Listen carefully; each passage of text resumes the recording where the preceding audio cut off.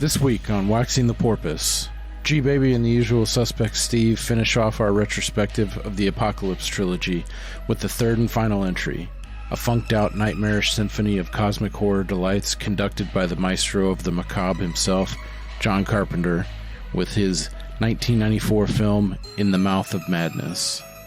Join us as we continue our bootackular part deux to discuss almost everything but the actual topic at hand. Formerly ordained, Sam Neill is one of our patron saints of Porpoise, discuss new aquatic mammalian hybrids, and try to make sense of this film within a book within a film. The Porpoises, midnight companions and keen observers, wade through this Lovecraftian love letter where the lines between fiction and reality become blurred in the midst of the eldritch horrors that are just on the other side of sanity, waiting to breach the void and defile our realm. He's Vigo! You're like the buzzing of flies to him! Let's wax this deified porpoise.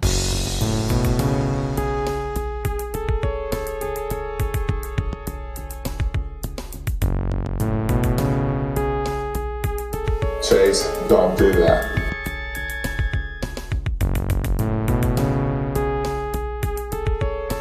You see, we working on his brow chakra. We're just in back at the crown chakra.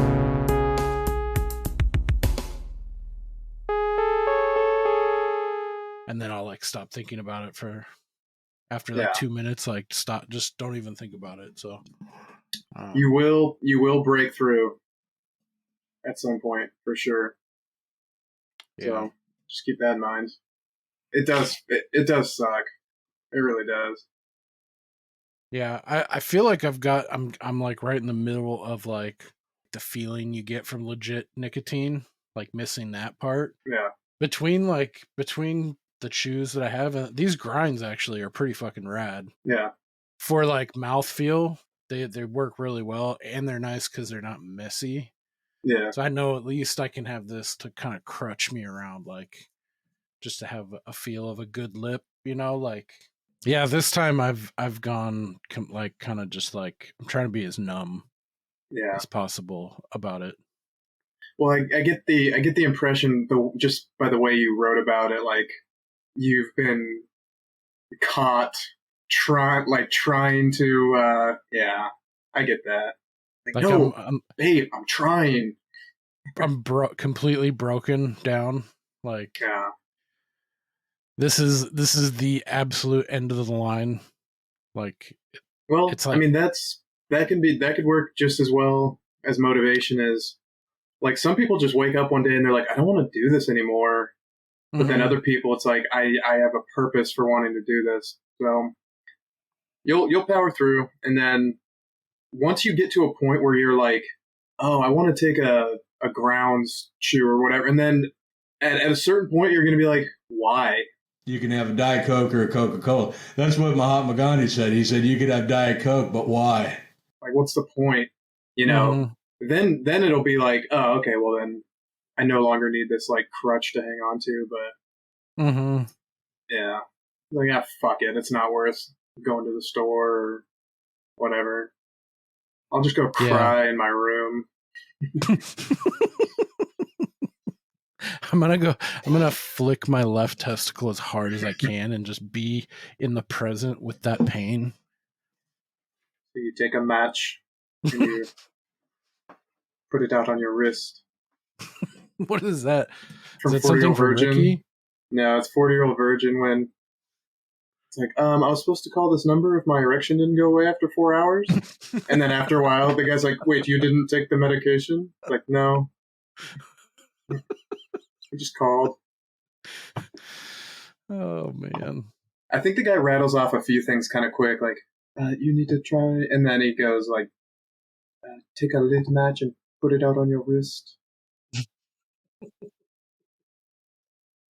I want to start us off with a couple quick hitters I found on Instagram. There's this old ass man who, like, the whole premise, they're like 15-second clips, and it's like his son gives him a new IPA to try, like once a week or something. This guy's pretty old. He looks to be somewhere between 75 and like 90. Okay. He tries an IPA out of a can and reacts, and dude, it's the couple that I've seen, they're very quick and short but sweet, but fucking this first one just nailed me, and I'm a believer now. This fucking webpage would quit shitting its fucking shitting down. Yeah, its load. your audio went kind of warbly there for a second, so I don't know if maybe it was like a temporary internet thing. It could be on my end. I don't know. Time dilation. An interruption in the matrix. Something. Solar flare. We might actually be getting a little bit of weather this evening, so who knows if the whole fucking grid's gonna in go your down. neck of the woods? Yeah. Like thunderstorms, some wind kind of stuff? I think maybe just a little rain if we're lucky. Oh, okay. I'm probably going to edit all that shit we talked about at the beginning, but if I don't, I've been trying to get off chewing tobacco, and today I have a full can of real chew too that I've kept on premises, like, so I can have that like as an extra, like, I know I have it here, like if I wanted to break the seal I could right now, just to kind of, especially while I'm drinking a couple brews while we're recording. I'm trying to use that as some kind of chip on my shoulder or something, but we'll see. Like a way to increase the temptation to avoid it. Yeah, maybe just to like legitimize like being honest with how I feel and trying to overcome, like knowing I could, like, the only thing stopping me is like reaching over and grabbing this thing and I could have it. I don't know. Yeah, it's like that. Maybe it does nothing, but it's like that Family Guy. The Family Guy where they find out Brian has a gun in a safety deposit box. And he's like, just in case I ever want to commit suicide, I know it's there, but I'm not going to, but it's nice to know that if I wanted to, it's there. That's awesome. Yeah, if you do leave that in, and if anybody's listening judgmentally about chewing tobacco, it fucking rules. It's great. Yeah, it really sounds great. Gross, and it is. It does. But it does sound gross. It is gross, but it's great. It's so much better than smoking cigarettes or. Yeah, you can do it in a theater. You can do it if you're sneaky enough and if you're battle hardened enough, you can do it while you're eating. Yeah, I used to gross. be able to suck down a fucking a McDonald's. It actually tastes really good, like mint or wintergreen. We have now entered the disgusting zone that I cannot co-sign that. You can co-sign this. But what's nice is like these big chain stores, like a Best Buy or those type of stores. The type of carpet they have is like meant to be durable and easily cleaned and to withstand anything. So you could walk around a Best Buy or whatever carpeted store you wish and just like spit huge ropes all over the ground, and it absorbs immediately. Nobody notices. It's great. It's trash, but it's great. Yeah, I remember doing that at Blockbuster. Yeah, I was going to say that, but it's a little dated. Yeah.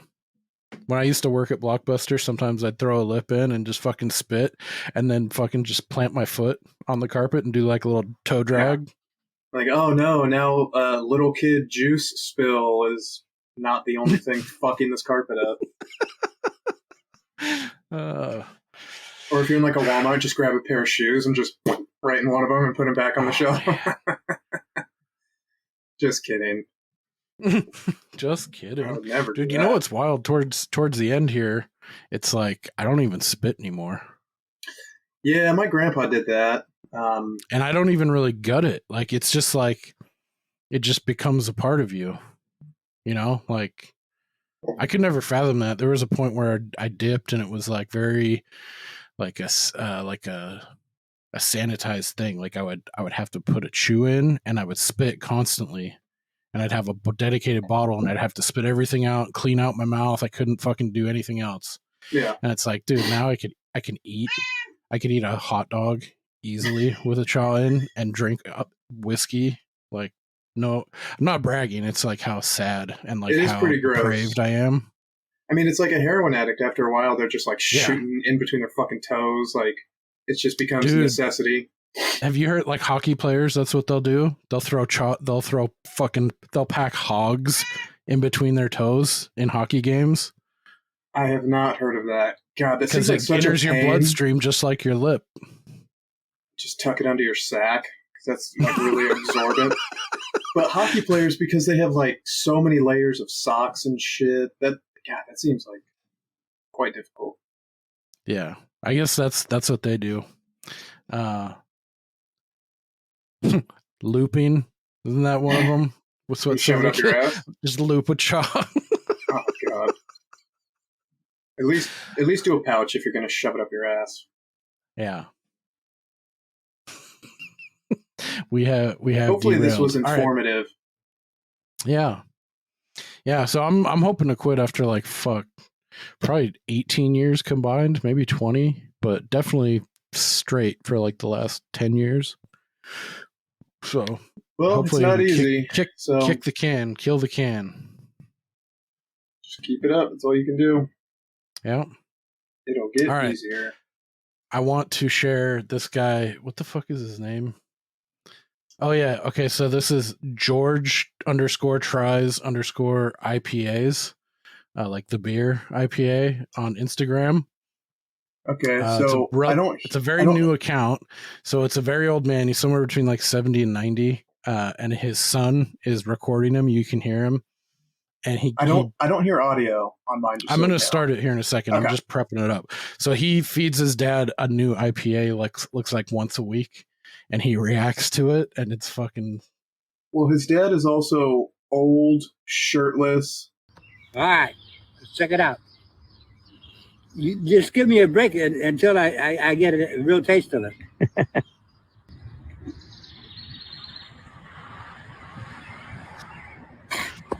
Oh, shit. There's definitely a visual component here. There is. This is the first one that hooked me. It's way quicker, but this is what really got me. Oh, shit. Oh, God. Poor Gramps. Oh, shit. What a bitch. Oh, man. Oh, fuck. I have to put links to that because, dude, I swear I've seen an old person react like that to something, but not an IPA like that. Just, oh, man. Oh, shit. Yeah, he looks not only disgusted, it looks like it's but like kill offended him. And yeah. Poor George. Yeah, it looks like each one of those generation my ass. It looks like each one he takes, it just knocked off like 3 more months from his end of life. That just took 1 year of your life away.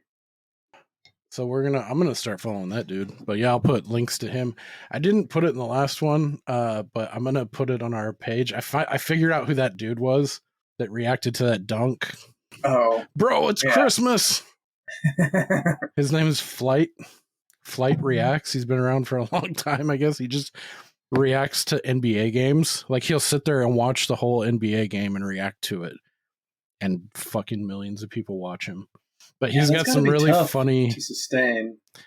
Dude, he's got a ton of shit. Or not. He does funny shit like that seizure when the dude hits the dunk. I'm gonna link that video that I fucking lost my mind to. Bro, it's Christmas, calm down. Yeah, we got a shout out from JJ, aka Judy, on a couple things. We appreciate you listening, and thank you for the feedback. Appreciate you. I did get one piece of hate mail though that I know you're always looking forward to, so we'll knock that out here quickly. Dearest Steve. Oh boy. Fuck you. Nice. Is this from my dad? Your obsession with whales is beginning to concern me. It's as if any movie that is sans whale makes you go a big rubbery one. It isn't healthy to love something that cannot love you back. Those orcas don't give a shit about you, Steve. You owe them nothing. Hell, if they found you straight into the ocean, they'd bite that little dick off without a moment's hesitation. Then you'd just be a man with no dick obsessed with orcas. I'm worried about your dick, Steve. I heard you don't love the classic piece of cinema, The Thing. How 1988 of you. I bet if the alien assimilated a fucking whale, you'd crank one out to the movie every night. Just stroking away, waiting for the day that big nasty whale bursts into your room, swallows you up whole. Well, it's never going to happen, Steve. You're never going to meet that Moby Dick of your dreams. You're doomed to be a lonely Ahab, serial stroking it to Free Willy. Hopefully you and your nerd friend G-Baby review of The Whale next. I think he meant to say, hopefully you guys review The Whale with Brendan Fraser. Have you seen that? Where he's a big fat guy? I'm familiar with it, though, yeah. Okay. You'll fucking love it. Sounds really good just based on the name. All right, I gotta go watch basketball and get higher than a giraffe's dick. The thing fucks. The thing fucking fucks, you fucking fuck. John Carpenter. Yeah, first of all, that's just like your opinion, man. Second of all, fun whale Bible trivia. Everybody knows the story of Jonah and the whale, where he gets swallowed by a whale and then other stuff happens. Bible never actually says whale, it says big fish. So for those of you at home, fascinating. Yep, thanks for the email, you fuck. Are you or are you not the Black Angel of Death? Orca's better than Jaws. Prince of Darkness is better than The Thing. Suck my ass. Cool. All right. We'll see if we can keep the streak alive with different. I wonder what the next series with the next director that you'll offend will be. I already got Steven Spielbergo and all right. Welcome back to Waxing the Porpoise. We are back again. We're on episode 77 now, gathered to discuss In the Mouth of Madness from 1994. I always get it wrong. I thought it was 95. As usual, you got myself, Jim G. Baby. 50,000 no get elephant in death. 50,000 get you boat. And to my virtual right, we have the usual suspect, Steve. $650 How's it going, man? Doing good. I'd have got him 10. I feel like that lady's been in a bunch of other stuff, and that's one that I never know her name. And there's an older gal, too, that's in this movie, In the Mouth of Madness, that was the grandma from Happy Gilmore. Oh, yeah. Yep. Her name never stuck, but like the face, you've seen her in stuff here. He does lie in that movie, and it bugged me even when I was a little kid. And it's that exact part where she's telling him the story about the burglar who fell through the skylight onto a butcher knife and sued my friend. He sued my friend. Yeah. And my friend had to pay the burglar $5,000. Is that justice? And he goes, no, I'd have got him 10. Yeah. And then she storms away and he's chasing after her. He's like, wait, I didn't understand the question. Like, yes, you did understand the question. That's a lie. It's almost like that movie's not real. Yeah. Yeah, that part's like, oh, man. You're such a fucking slime ball. I got him 10. All right. So, yeah, this is the last film of the self-appointed Apocalypse Trilogy by John Carpenter. This is directed, I think there's some question, but I'm going to go with 1994. I also saw, I think when I brought it up on the TV, it said 95, but I think there was 2 release dates. One was international and one was in the U.S. because I also noticed it kept going back and forth between 94 and 95 depending where I was looking. So you're not alone there. Okay. Yeah, that's weird. Maybe it was one of those ones that was like on the cusp and it showed it like a big, or a bigger, like a festival or something. Or maybe it had a limited release in 94 and then it got its official, like proper wider release in 95. That's like with It Follows is very much like that. I think it's accepted as 2014, or 2015, but it's like the exact same thing. Like it initially was only supposed to get like a really tiny release and because it went bad. into a festival in 2014 and then it got like word of mouth and shit. And then they it's actually one of the few like that doesn't happen a lot like that, like the reverse way. Like it went out to a very limited a set. Like there was no distribution plan at all. It was like It Follows is going to be released in like 50 theaters in like a regional, like the Midwest regional area. 49 too many. And then it got word of mouth, and then it opened to like 2,000 theaters across the US kind of thing. So anyway, It Follows is dope. You're wrong. I saw it just won an award the other day for worst horror movie ever. So that's a nice feather in their cap. All right. Well, we won't go there. Cool. Yeah. So what did you think of this one? Where does this one, did you like this one? And where does it sit amongst The Thing, Prince of Darkness in the Apocalypse trilogy for you? I did like it. It's a pass, thumbs up for sure. I'm going to have to put it dead last of the three. Oh, really? Yeah. And it's really not even that close. I kept finding myself sort of being in and out on this one. I really liked the beginning. Middle was fine. Towards like the 3/4 mark, or maybe like towards the halfway 3/4 mark, I was like, they're really going a direction with this. I think it's really kind of hokey. And then kind of cheese ball. And then as it's sort of wrapping up, I thought they were going to go a different direction than they did. I didn't care for how it wrapped up, but then it kind of brought me back in at the very, very end, if that makes sense. So yeah, I was kind of just in and out. I feel bad trashing another Sam Neill movie like I did with Possession, because like he's a really good actor. But yeah, this one, it definitely wasn't my favorite. I would put it third. You said this was your favorite. This is my favorite of these three. Why? Help you sell a few more million copies. Well, fuck that. I love Sam Neill. He's a big part of it. I like his character in this too.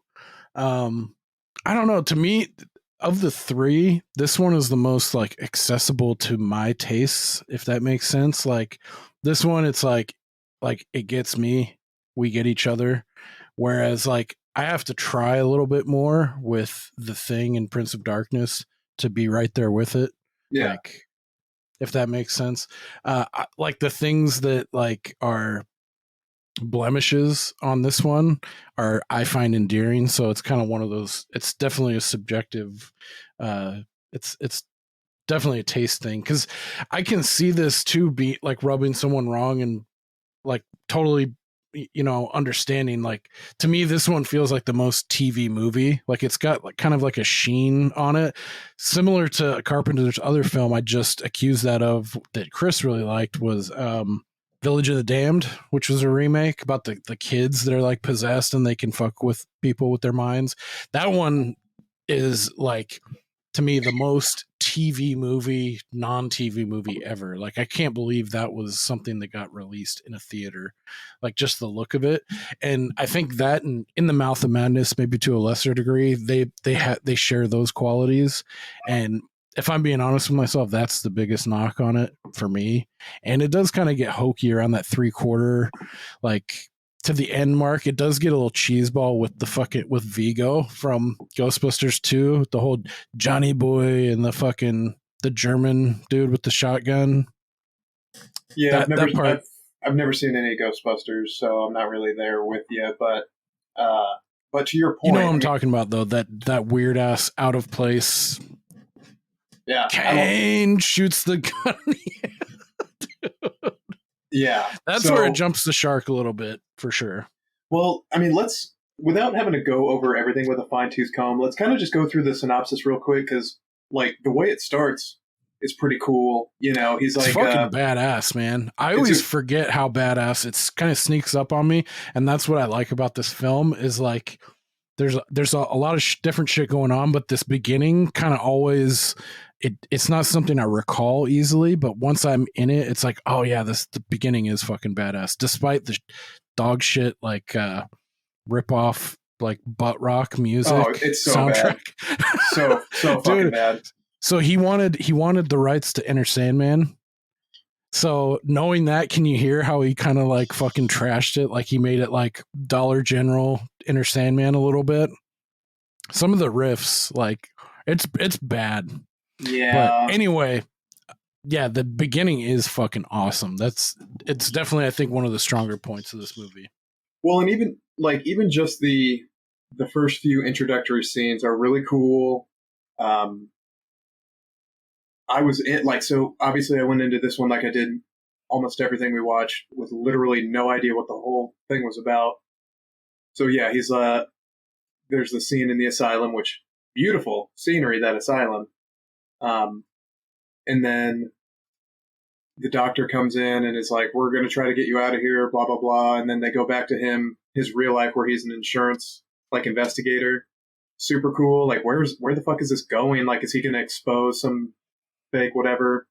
And when he busts that guy for the fake arson, I don't remember if they said this in the movie or if I just assigned this phrase to it, which probably isn't worth a colloquial corner because it's probably offensive to a lot of people, but I learned this phrase from my Jewish sister-in-law.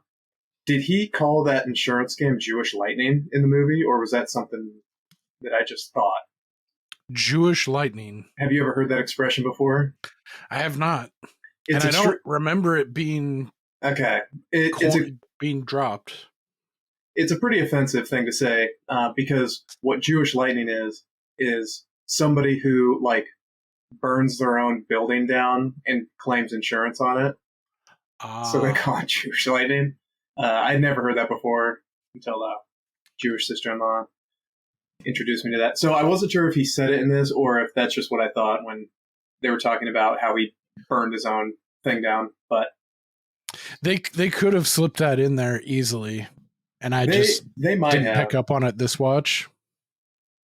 But yeah, so just to circle back real quick to the ratings, because I like to look at that just to see what the temperature is. And this one is pretty what you'd expect. It's 7.1 on IMDb, which is high.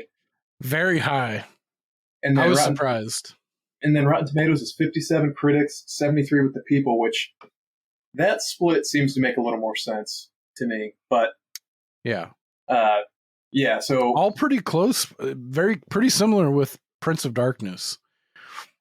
Well, yeah, and I think it's like you said, this one just sort of hit your tuning fork more than the others, and right, that's how Prince of Darkness was for me. I just enjoyed that one more. But I mean, there's a reason why there's 100 fucking flavors of ice cream, because not everybody likes the same stuff. But this one also had a lot of really cool, creepy moments. Like, yeah, So after it's established that he's like... The beginning always creeps me out when he goes in there. He's like, I'm not insane. And then he stops, and then that hand kind of taps on the glass, and it's a weird looking hand too. It's not like... Something seems a little off about it, and he's kind of creeped out. But also when he's like, I'm not insane, someone's all, I'm not if he isn't. Yeah. But yeah, that's the first part. I was like, oh shit, yeah, this is kind of, there are some really creepy moments, and that's like the first one to me. And that place is a real place, that insane asylum. I guess it was used as an insane asylum in Strange Brew, and it's a Canadian. It's like the water reclamation or water sanitation building in Toronto. It's like a 1930s, like Art Deco style, really sick building. And I guess the interior is that's the actual interior also. It's a very ominous looking kind of building for sure. It definitely looks like an asylum. Yeah, and one thing I read is that they closed it to the public after 9/11 because it's probably such like a prime target for whatever. Oh, like, shit, that's a bummer. Yeah, I mean, if it's cleaning the water, if it's like filtering the water supply of Toronto, like that's like one of their major cities for sure. Yeah. Damn. Yeah. So then once it's established that he's like a sharp investigative type, he somehow hooks up with that book publisher because their cash cow has gone missing. And then played by Charlton Heston. Yeah. It's like, damn, that's a pretty crazy get for this movie. Like I always forget he's in this too. Yeah, because when did he die? Probably not too long after this. Let's see. When did Charlton Heston die? Yeah, and then there's the great scene in the diner where the guy comes through with the axe and then just gets gunned down by the cops, and it's all. I like it's the all, effect on his eyeballs. Yeah, like when they zoom out of his eyes and they start they look like they're splitting in two. Yeah, at this point, I'm super in. Really curious where this is going. Obviously, do you read Sutter Kane? Yeah. That's one thing that always I'm like, God, that sounds so bad though. Like that overdubbing or like that always, it's like you could say that way creepier or make it sound more natural. Anyway. Yeah, well, and there was a few lines where they're like, he sees you, I see you. Like, it just, that came across as pretty clunky to me, but yeah. So anyway, he hooks up with the publisher who say that the author is missing. Sutter Kane. They compare him. It's like you can hear it. Stephen King. Yeah. They even make a reference to Stephen King. He's outsold. Like he's sold billions of copies. Been translated in every language on the planet. Super popular author. Yeah, and they even go so far as to have it be northeastern centric instead of Maine. It's New Hampshire or Vermont? Yeah, the state right next to it. Yeah. So then he goes with it's the agent, like his main agent, the author's editor. Yeah, okay. Main editor, Linda. I think her first name is Linda, but Stiles. This is a gal I've never seen. I don't think in anything else. Julie Carmen. She's pretty serviceable, but I can't think of anything else I've ever seen her in. I gave her IMDb page a quick once over and didn't recognize her from anything, which is probably not surprising to anybody. But even their road trip, there's some creepy shit with like the bicyclists. That old man or old woman, that was super creepy, but because it's like a young guy first, because it's wearing the same clothes. That's the implication. And then she sees him again on the road, and it's like old, and she ends up hitting him on the bike, and you know that it's like this weird temporal thing going on because he's got the old man makeup on, and when she goes up to like investigate, like, oh shit, he's like, he won't let me leave. I gotta get out of here. Like, that's creepy because it sounds like a little punk 15-year-old, but it's got old man face and like white hair. So it's like he's stuck in some kind of like purgatorial like time loop. Like he's aged, but he's still young kind of thing. Kind of getting into like the jaunt too. Like how time could just like fucking like melt your mind down to mush, go make you go completely batshit mad. Because there's another time loop that comes up later, which is interesting, but she passes this guy twice, which was the extra creepy thing. Like, she passes by the guy and looks over and is like, oh, what the fuck? And then she keeps driving, and then she sees him again, like, oh, God, is this the exact same And then the street lines, like the road markings go out, and she, like, looks out, and it's, like, completely black. Like, that's got to be a crazy, like a disorienting feeling, like your headlights went out, completely, basically. Yeah. Did you ever? I can't remember if we've talked about this before, but did you ever watch American Horror Story, the season with the witches? I think it was like season 3, The Coven. Oh yeah, Coven. Yeah. So fuck yeah, that's like one of my favorite seasons for sure. Yeah, I think we stopped watching like 4 or 5 seasons ago, but I think my favorite part of that whole season was the blonde gal when she goes to her version of hell, which is that loop of the frog over and over and over again. Dude, that was so like well done. God, just that would be. This is some sick shit. Yup, it's about to get sicker. That one, it's fucked up because they play her as like, like a favorite. Like she's not pure white magic, like good witch, like a white witch. Like she does some fucked up shit, but she's definitely like the best kind of person of all those fucked up witches. And for that to happen to her, like, oh man, especially. I mean, that's really the only part of that season that I remember because it was so good. But there's so much good shit that happens that season, like with the Papa Legba character, played by, I think that's Lance Reddick, who is in The Wire. Oh yeah, Who he just died recently. Yep. Fucking pour one out, man. Yeah, that guy's awesome. He's in a lot of shit. He was in fuck is that show with Fringe. He was in Fringe too. Anyway, nobody watches Burn Notice. Harris watches Burn Notice. Dude, Jeffrey Donovan's a fucking good actor, man. I like that guy. He was great in that season. Do you watch all the Fargos? I haven't seen any of them. You haven't seen any of the Fargo TV shows? No. Dude. I know. The first one with Billy Bob's pretty fucking excellent, man. He's great in season 1. And season 2, you got your boy Jesse Plemons as in a heavy role with his real wife, Kirsten. Ugh, I hate that name. Dunst and isn't Chris that's Rock a really good fucking season. Jeffrey Donovan's in that season with Jesse Plemons. Yeah, I haven't caught up with that latest one with like Jason Schwartzman and Chris Rock and a bunch of other people. So that's the 3rd season with Chris Rock. No, I think that's 4 because Jesus. 3 is Carrie Coon is in season 3. I might be conflating seasons. She might be in the same season as whatever. Oh yeah. No, fucking Ewan McGregor and Mary Elizabeth Winstead are in a season.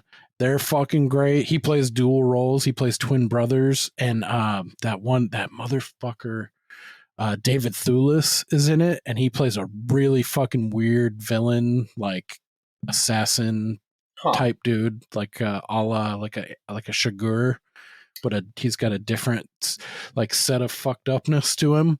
That's a pretty high bar, dude. I've seen everything except for that Chris Rock season. I think is the newest one of Fargo. Shit's good, man. Like that's one that I put off for a while, and I finally like broke down and watched it, and I was like, yeah, shit's good for a reason. You know, people aren't wrong. But damn, huge tangent from this fucking movie. I don't even know how we got to Fargo. Season 2 is cool with Jesse Plemons because they introduce some fucking wild shit. You would like it if like it's right up your alley for like AHS. That's how we got there. Yeah. AHS. Okay. It's definitely got like that kind of vibe. Like there's some weird. It's got something about it, you know, that puts it over the top. But yeah, I would say go back and watch Coven. I've seen it like 3 or 4 times, like the whole season. Because I quit watching too probably after like 5, I think like maybe 6. Hotel, I quit watching. Yeah, because it went downhill pretty quick. Yeah, I think that's right around when we stopped too. We tried. There was a couple seasons that were like, we just need to power through, and then I think the one after that was like, dude, the one Roanoke with Cuba Gooding Jr. I think that's where I finally gave up. That they jumped the fucking shark at the end of that season, like in a really crazy way. Yeah, I think where we finally let off was there was one with the clown neighbors, and it was like weirdly political, like Trump stuff. And it's like, what? Oh, And then I think we tried even the season after that where it was like an apocalypse one, and an episode or 2. I did bounce back to that. I just can't do it anymore. I did bounce back to Apocalypse. I liked Apocalypse. That was a fun one. I think that was the final one we tried, and I don't think we've gone back, but yeah, they got a new one out right now, and they've started doing some weird stuff. Like they did like American Horror Stories, almost like an anthology one, I think, where they did like 2 or 3 storylines in an hour, and they carried it through for like a season. Kind of a weird format. Anyway, yeah, they have a new one out too that I'm thinking about maybe watching. We'll see. I think it's called All I know Fragile. About the new one is that Kim Kardashian's in it, which she has a minor role. Yeah, I mean that just all it does is make me less interested in watching it. But what do you think about the guy who plays Sutter Kane, Jurgen Prochnow? Yeah, I liked him, and I'm wondering if you know what I recognized him from. The only thing I know him from outside of this is The Keep, which I don't think you've seen, but You're he about was to feel in so fucking stupid. he was in Judge Dredd Never seen it. with Rob Schneider and Sylvester Stallone. That was the only thing I thought maybe you would have known him from. I recognize him from this movie called Kunstschaffer das Friedens. It's a German movie. Just kidding. He was in Air Force One. Oh, was he? Yeah, he's General Radek. Huh. Oh, Yeah, he's known for Das Boot. Yeah. Oh, yeah, he was in Dune as well. That's right. Haven't seen Das Boot or Dune. I knew he looked familiar, and I had to go through his whole IMDb until I saw Air Force One. Like, oh, yeah. I remember this That's guy. a movie I haven't seen in so long. I don't even know what happens. All I remember is Gary Oldman and Harrison Ford are in it, really. Dude, you've seen Coven the whole season 3 or 4 times? So you Maybe not the entire season, but I've bounced around and cherry picked like my favorites from that season. The bulk of the series, dude. Dude, Air Force One is such a good anytime background movie to put on. He's a Notre Dame fan. See, for my money, like I prefer for like airplane crisis action movie, I prefer Executive Decision to Air Force One with Kurt Russell. I don't think I've ever seen it. It's good, man. I might have way back in the day. Steven Seagal's in it. But very briefly, right? And he was kind of like briefly. He was like top billed and then dies immediately. And pretty cool. You don't see it coming. I didn't. Yeah. John Leguizamo playing like a Delta fucking SEAL. I think I always associate that Executive Decision with Broken Arrow. So I know I've seen Broken Arrow. Oh yeah. Yeah, that's definitely a sliding scale you're getting on. Dude, he played the main guy in Beer Fest. This Jurgen Prochnow. Yeah, I only saw that once way back when. And is he the guy who's like, they're not even that drunk? Or that's the guy on the US team, right? No, that's the guy in the UK team that is fighting, that is rooting for the Americans in the final round against the Germans. Cheeky bastard. They're not even that drunk. That's when he's like, oh, look, he's got the eye of the Jew. And it zooms in on the Jewish guy's eyeballs and they're fucking stars of David. When he's at like a drink off, oh man. Beer Fest is just a great film. All right, so back to this just okay film. So they get to the town, everything's weird, everything is like... Alert! Yep, boner alert. So they get to the town, everything's weird. This is where I'm starting to pull away a little bit. Like, what the fuck is happening? Why is everything in this town exactly like in the book? And my first thought was, maybe they were trying to say, or what they were getting at was, he is the author, and this is like a psychotic break that he's having, and he's going to the town that he's constructed in his mind, and crazy shit is starting to happen. And then I think when they go to the church is when I really started to pull away, like, oh no, it's not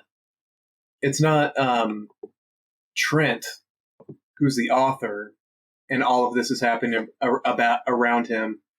He's a character in a story, living it out and becoming like self-aware as like a character in a story.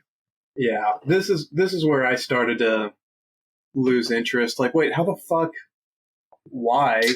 And how? Like, yeah, that's when it takes that big leap of like they keep sprinkling it in there, like what if the majority were the nutcases and the schizophrenics out there, then like their idea of reality would be what the perception is, and it starts getting in these weird areas, like like what if so many people believe in these writings that it like transcends fiction and becomes like the new reality, like yeah, and from what I understand, the more people believe in his horse shit.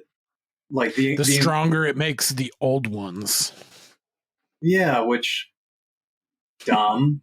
I don't understand. Well, then it starts. It's very like right in your face. There's a couple like calls to it, but like H.P. Lovecraftian horror, the cosmic horror. It's one of the things that ties together the whole Apocalypse trilogy. That's like, as Chris would say, like the thematic glue between, because there's nothing that is a direct relation or correspondence between each of these films in this loose trilogy. But he's like, even the name, like In the Mouth of Madness, is a callback to Lovecraft.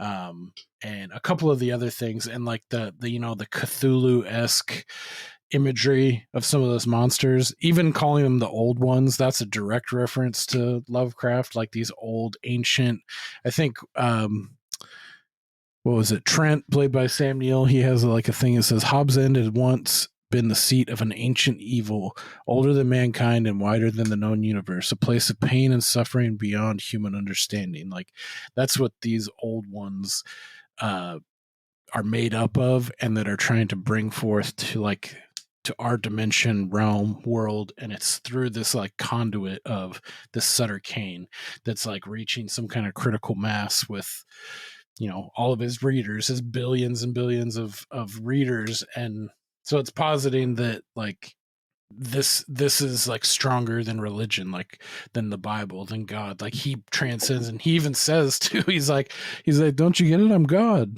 When he's on the bus with him. Yeah. Dude, that's like one of my favorite fucking scenes when he's like, did I ever tell you my favorite color was blue? Yeah. Dude. And then he wakes up and freaks out. And I fucking love that part. That's my favorite. Did I ever tell you my favorite color was blue? You get that pure horror from Sam Neill on the bus because everything's gone fucking blue. I love that so much. So the furthest out I was in the church when Styles is like, I've read the book, and is like freaking out, and he's like showing the demons and whatever, and I can't hold them back any longer. Yeah, but it sucks. So what I started to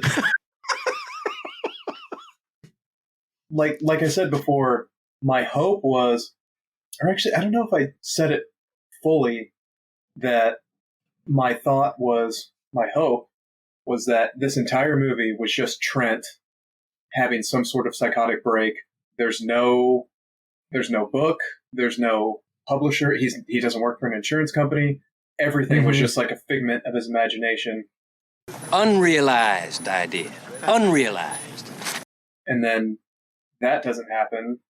And then I feel like we're skipping over a bunch of stuff, but I kind of you get a horse and live in the mountains someplace and don't bother anybody. Yeah, I think we are skipping a bunch of shit, but it's fine. I mean, there was the great part where he's just like, you guys are all in on it. You're faking. I've seen actors before. And then that guy blows his head off with a shotgun. It's like, that's got to be a pretty tough one to fake. And then he tries to leave town in the car, and that's when we get into that really good teleport loop where it just keeps coming back over and over and over.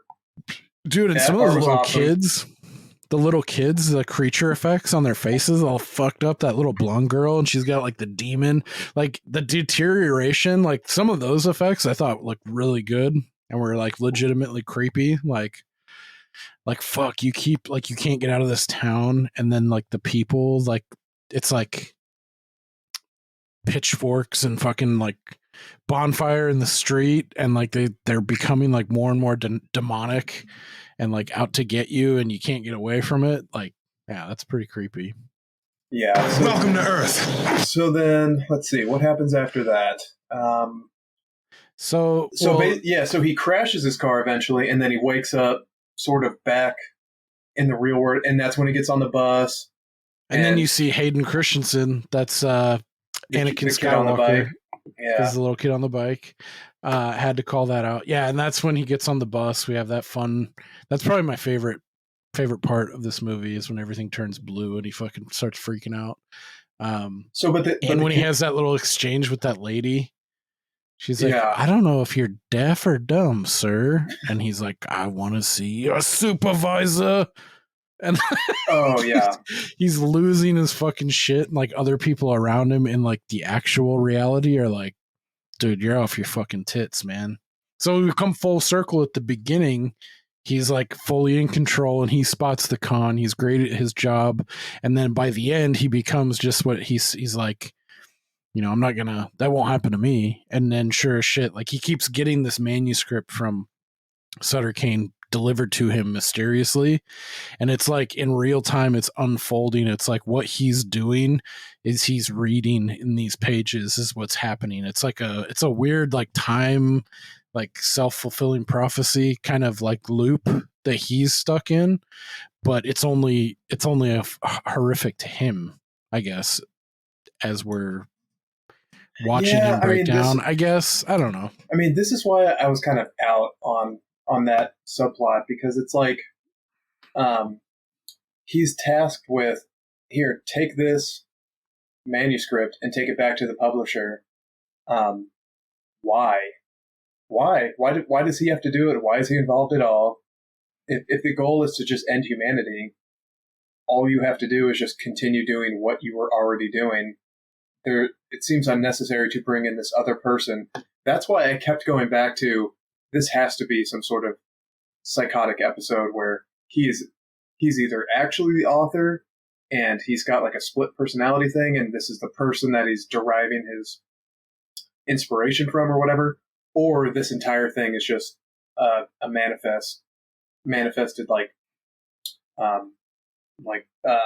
I can't think of the right word, but like a tulpa, like a hallucination or whatever word you just said that I'm not sure is real. But yeah, the fact that he's continually entrusted to bring this manuscript back for reasons unclear, that was confusing. And then when he does bring it back, they do the classic, like, you've been gone for 30 years, you know, which is always such like a cheap. Well, it's not 30 years, but he goes back to Charlton Heston's like, yeah, where the fuck have you been? It's been like 3 months, you know, when it feels like he's maybe been gone a week or something, or a handful of days. And he's like, this she doesn't even exist. I sent you alone. Yeah. It's like such a cheap. Yeah, they just do that just to fuck with you, you know, like it's like, I took it like there's nothing that he can do because he's always been a character in this book, the last book by Sutter Kane, In the Mouth of Madness. We've just been allowed to see him play this out in his reality, but he's never had the choice. He's always been just a character in a book. We're just able to see it. Hollow man, motherfucker.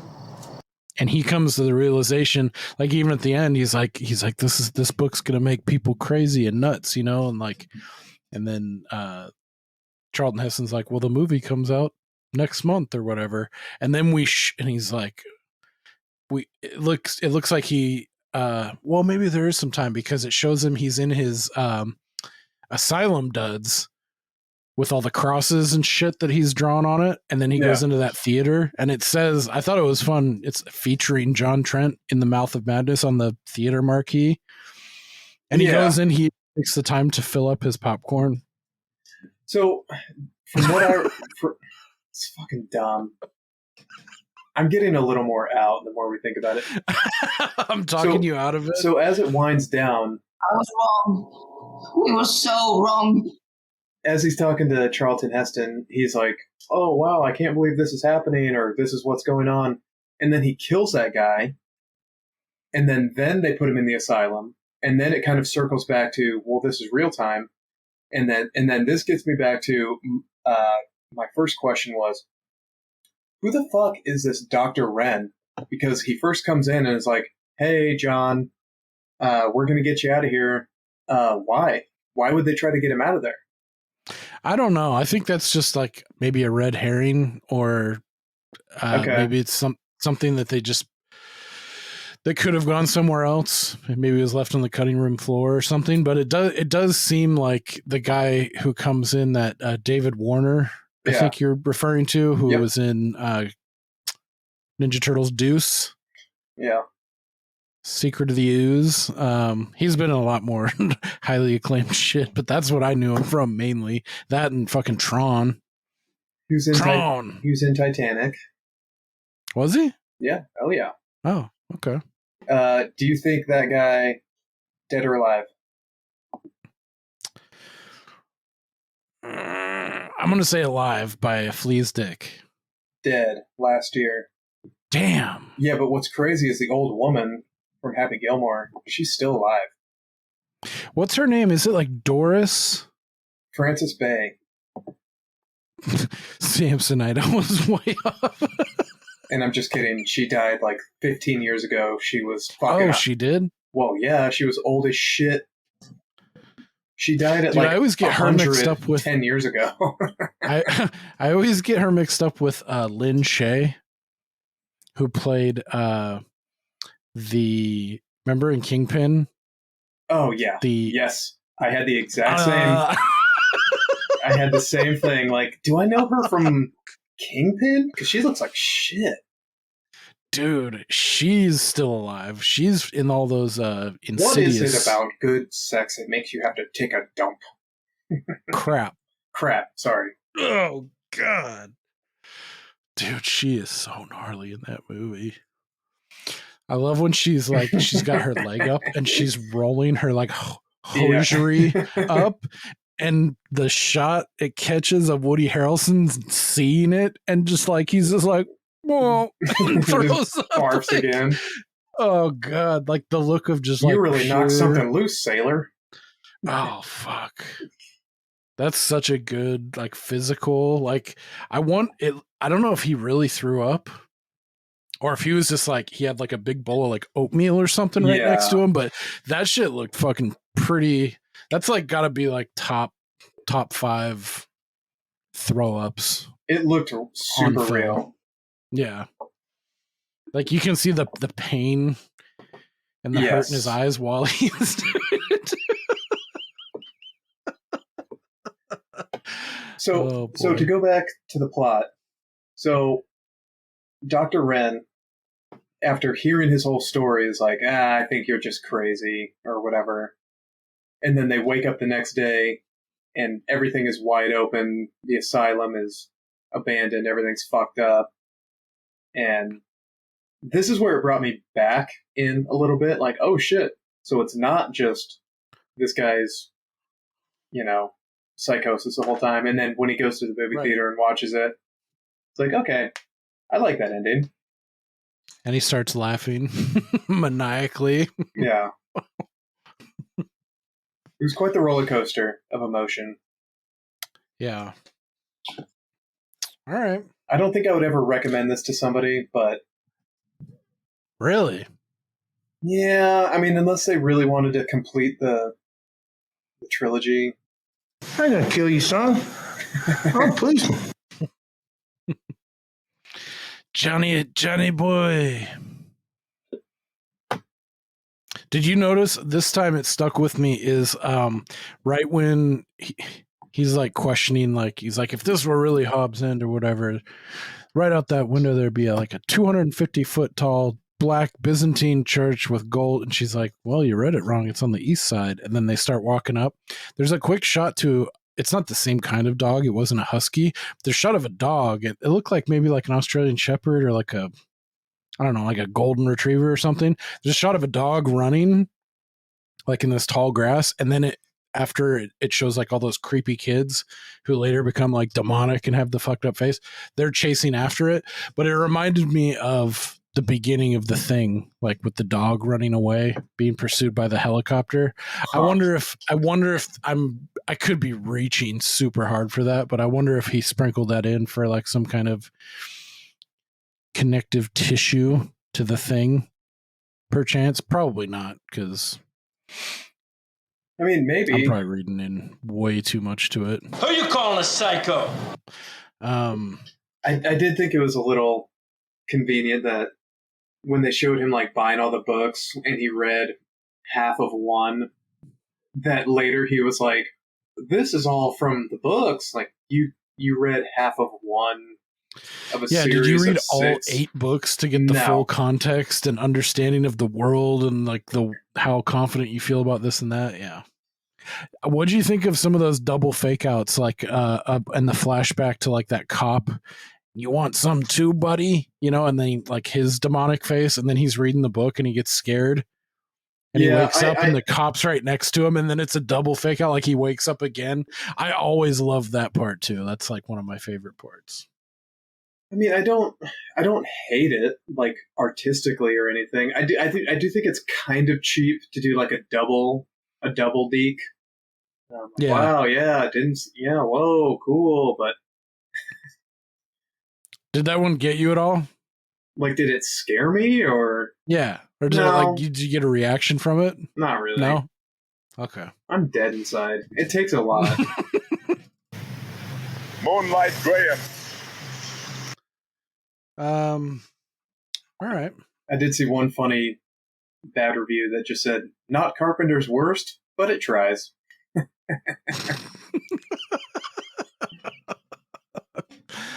Oh boy.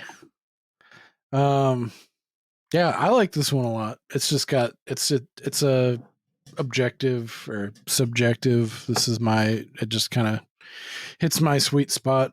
I like some of the references to like Lovecraft and like that kind of cosmic horror, but without like forcing it down your throat, you know. Sam Neill, I mean, hook, line, and sinker. Pretty much anything he's in, I'm a mark for that. And I like Carpenter. Have you ever read any H.P. Lovecraft? I haven't. No, I only know through of it like through the ether and just like the collective unconscious and knowing like what he's famous for, like this kind of general. Like I've heard of like, you know, the Cthulhu mythos, I think it is, and like he's established like I don't know how many of them there are, but there's like these old ones. They're like main bosses, like Baal, Satan, Jesus, like God. Like there's these mythical like creatures that like one's like Ryleth or something. One's Cthulhu. That's the one that people like. I think just like a pedestrian like me knowledge hear Cthulhu, and they have like you think of like the octopus face. Yeah. Kind of creature, aquatic, like of the deep kind of thing. I don't know. I kind of like that aesthetic, like the idea of that mixed with like, you know, like a mid-90s kind of schlocky Carpenter, like just the world he's in. Is he in reality? Is he not? Is he in a book? And it's just like, I don't know. So is this is post Jurassic Park, right? Yeah, dude, this is like the year after. But so John Carpenter worked with Sam Neill just before Jurassic Park on another one of my favorite films that fucking gets shit on all the time, and it's definitely in the bottom barrel of Carpenter's films in general. But Memoirs of an Invisible Man with Chevy Chase, Daryl Hannah. He plays the Invisible Man, and Sam Neill's like the bad guy in that. He's like the CIA guy that wants to like get the Invisible Man back and chop him into a million pieces and like analyze like what makes him invisible so they can weaponize it. He plays that heel turn, that villain, really well. But I guess him and Carpenter hit it off really well in that, and he wanted him to come back for this. I'm sure he saw like, oh shit, you know, he was just in JP, like this will lend us a lot of credit, like if we can get him for this, probably. But I don't know if that's where you were going with that, but not necessarily. My question was like, doesn't he look so much younger in this one than he does in Jurassic Park? I feel like he looks like 10 years older in Jurassic Park. Maybe it's like the improved camera quality, or maybe they dressed him down a little bit to be like, because he's like an archaeologist. I think they went out of their way to make him like he was wasn't afraid to get his like hands dirty, and he was like more salt of the earth than like a pompous. I don't know. Maybe that has to do with it. I can't really personally. I can't tell a difference. Like he seems like the same look of him in the early 90s here. Maybe it's my own vision that's failing me. Well, we've already established that I'm pretty sure you need glasses or at minimum like readers or something like to. Yeah, you're not wrong. Oh, okay. So here, this is the connection. The 6 Sutter Kane novels that Trent uses to track down Hobbs End. The Hobbs End horror, The Feeding, Whisper in the Dark, blah, blah, blah. These are direct references to H.P. Lovecraft's work. So like the Hobbs End horror, the Dunwich horror, the Whisper in the Dark, the Whisper in the Darkness, the Shadow Out of Time, the Haunter Out of Time.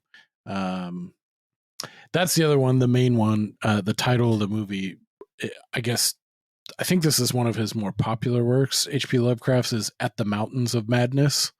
That's one of his more well-known stories, I believe. And so this is In the Mouth of Madness instead of At the Mountains. So there's definitely like he's definitely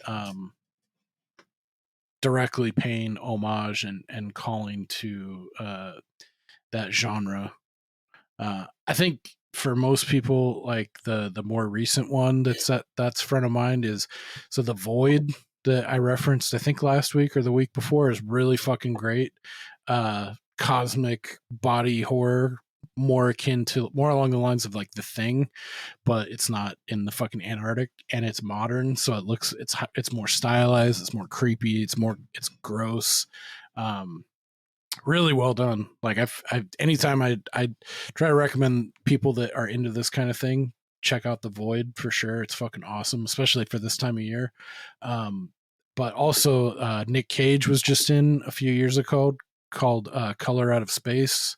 It is really crazy body horror, cosmic horror. Yeah,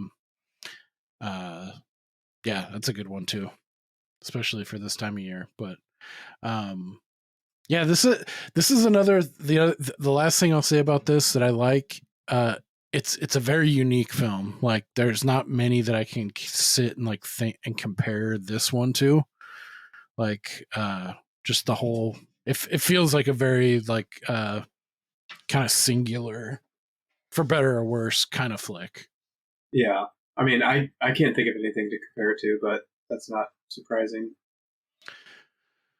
Alrighty. Yeah, I can't believe you still have never seen any of the Ghostbusters, dude. No. Nope. Ghostbusters 1 for sure. I'm pretty sure you would like, and right now is a good time as any to check it out. But Ghostbusters 2, the guy who played the Johnny Boy in this, he plays the main villain in Ghostbusters 2, Vigo the Carpathian. So if you ever check that out, you'll be like, oh, okay. He looks like he was like born to play that role. All right. I don't got anything else. At least we can call it a win. So the Apocalypse Trilogy overall has been a win. And it looks like with you liked The Thing. Prince of Darkness of the 3 is your favorite? Yes. Prince of Darkness, okay. Favorite. Thing 2. In the Mouth of Madness.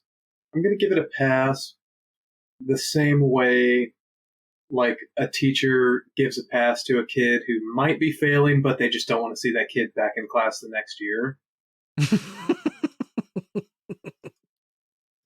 Gotcha. There's some pity in play here. A little bit. All right. Well, that brings us up to an 86 flat % approval rate. So we're 49 and 8 right now. Just pretty that's respectable. Not a bad. Yeah, that's not a bad record. Considering so my shitty taste in movies. Yeah, I mean, not to toot my own horn, I think I'm pretty happy with that result. Like if you would have asked me if I think I'd be doing this well and that we'd have kept this up almost to 100 episodes, I would probably say you're full of shit. But well, especially considering some of the dog shit you picked. Yeah, man. There's been some, in hindsight, there's been some stuff I took some chances on for sure. Do you think, have you been more surprised by things you thought I wouldn't like that I did, or the other way where you thought it'd be something I'd like for sure that I didn't? There's been a couple films where I was like, really like, I was like, damn, I thought for sure you were going to like, let's go back and look. Blade Runner. I thought for sure you were going to like The Burbs. Like, no question. Like that one was pretty weird to me. I thought you were going to like McCabe and Miss Miller too, for some reason, like for sure, like no problem. I think that's it. Everything else I knew I was kind of like, but I think to answer your question though, actually, I'm more surprised at like how much stuff that you have liked. For like, obviously, like with 49 films that you've said you liked, I mean, that's a lot. Like, I think there's definitely more. When I look at it, I'm like, damn, I'm actually surprised that he enjoyed that, or like had a lot to say about it, you know? Like, let's see. I'm trying to look at a couple that I try to go into it liking it as a default. So I don't want to be that guy that's like, this sucks, prove me wrong, you know. That's just not fun. Pretty recently I was surprised at how much like Prince of Darkness, I was surprised how much you liked that one. And then Summer of '84 you seem to like quite a lot too, and that was one I was really like, especially after I watched it again. I was like, oh, I don't know, I think this might be a little too kiddie, like a little too Stranger Thingsy, you know, that you'd be like, oh, this is that kind of hype, kind of like riding the wave kind of bullshit, like cashing in. So that, I think that was probably the most pleasant surprise. Both things can be true. I can still like it, even though, you know.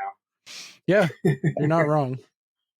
That's true as well. But I think that's the one I in the recent history here is the one that I was most pleasantly surprised that you liked it like that much. I was like, fuck yeah. Because Summer '84, that's another one. Something about that flick, I really like look forward to seeing, like every kind of end of summer, like it hits that spot for me. Like, oh fuck yeah, I want to watch Summer '84, like right towards the end of July, or like right around the beginning of August, to kind of get that go into the Halloween season. Cool. Yeah. Any final thoughts? No, nothing about anything we skimmed over in this one that you might want to talk about, or before we anything in general before we call it a day? No, I don't think so. What are we doing next week? So I was thinking we should change it up a little bit and have like a more of a fun one, kind of like a tongue in cheek. And I think given how much we liked Scout's Guide, I think we should go Deathgasm from 2015. It is on Peacock, Tubi, Plex right now for free. It's from 2015. It's very in that vein. It's about it's about a group of punk metal rockers in their youth, and they get into some shit. They get into some dark arts while they're making music and being young ruffians, and fucking calamity hijinks ensue. Sounds perfect. I think that'll be a fun one. Sounds good right palate cleanser, good kickoff to really insert us firmly into October. Yeah, I think you'll dig it. All right. If you got any hate mail, questions, complaints, concerns, you can reach out to us at waxingtheporpoise.com. Or either of our socials. Instagram is at waxingtheporpoise. Twitter, X is at waxingtheporp. Don't you dare insult orcas or whales at all. Oh, dude, that was one thing. Fucking come at us. One piece of news I just saw that I thought was funny. There's a new a hybrid intermingling of cetaceans. It's incredibly rare, but the world has seen a number of cetacean hybrids. This is called the Wholphin.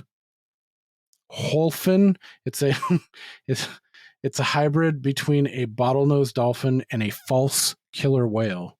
That's as far as I got. I don't know what a false killer whale is, first of all, but I guess this ranges in the very rare, considering the spectrum it falls on, from the Narluga to dolphin hybrids. Where are you reading this? Dude, this is just the algorithm, man. It came across my fucking my Google News feed. I was like, cool, I'm gonna have to. Damn. Especially in the wake of all this orca talk, I was inspired to include it in our notes. Dude, they're getting smarter. They're gonna come for all of us. Dude, I just saw this thing too. It's like, fuck, what is it called? It's called like weeding or like seaweeding or something, where they like these fucking whales, they drape like their dorsal fin or one of their fins in like some seaweed, and they turn over and they signal it. Like, I'll need to have that one ready for the next episode, but yeah, like it seems like there's something going on. What? Like camouflage or just signaling each other, or like signaling? Like it seems like it's some form of they're learning. Maybe it's a new mating ritual. We'll find out. I'll report on it next week. What are these whales doing? Stay off the water, people. They're getting smarter. They're coming for you. Alrighty.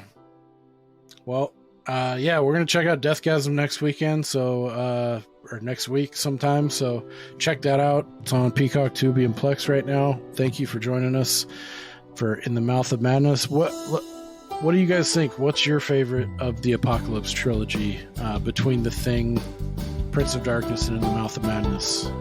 Let us know. And we will see you when we see you, and we'll see you later. No, Grandma, I didn't get it. I'm so numb. I just hate him.